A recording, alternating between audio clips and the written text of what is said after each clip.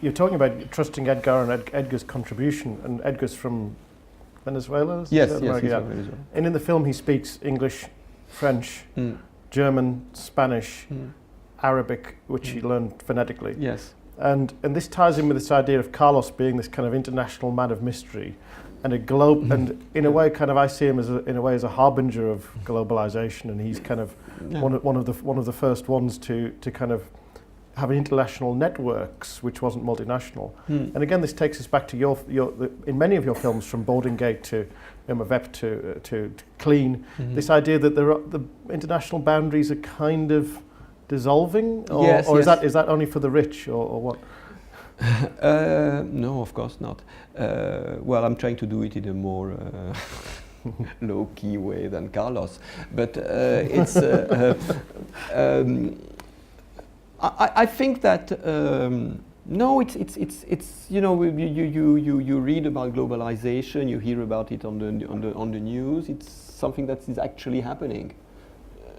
It's our reality, for good and bad. I mean, creates horrible situations in terms of the misery it creates, in terms of losing jobs and destroying industries. It's you know, but then at the same time, there's also a faster circulation of ideas, of trends, of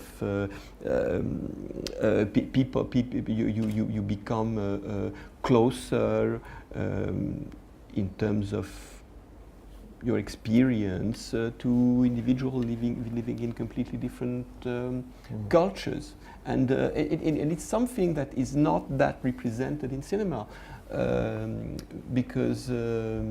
Well, you know, because for many reasons, it's very difficult to make a movie where you use different languages, where you have international actors and so on and so forth, because every single country has its own star system, and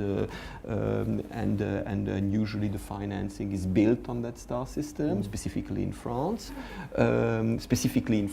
you can't exactly apply to the grants, supports, whatever that are given to filmmakers if you make movies in a language that is not French.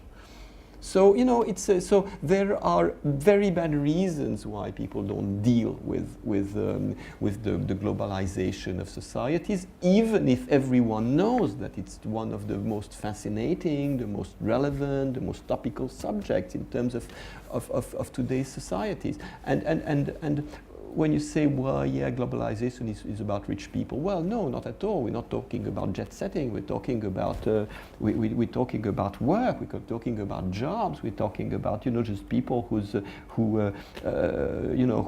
company. I mean, you know, it doesn't concern only traders. It concerns anyone who has any kind of job and whose job has the potential to be delocalized in Ukraine.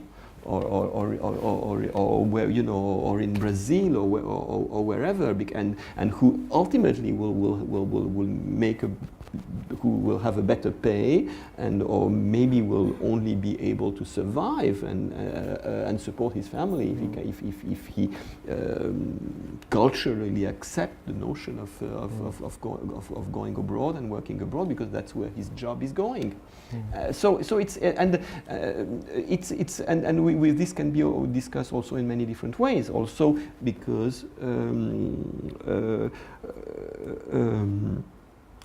history today is not being made in Europe anymore. It's being made in countries that are economically transforming themselves, that are booming in their own. You know, China, obviously, China, India, Russia.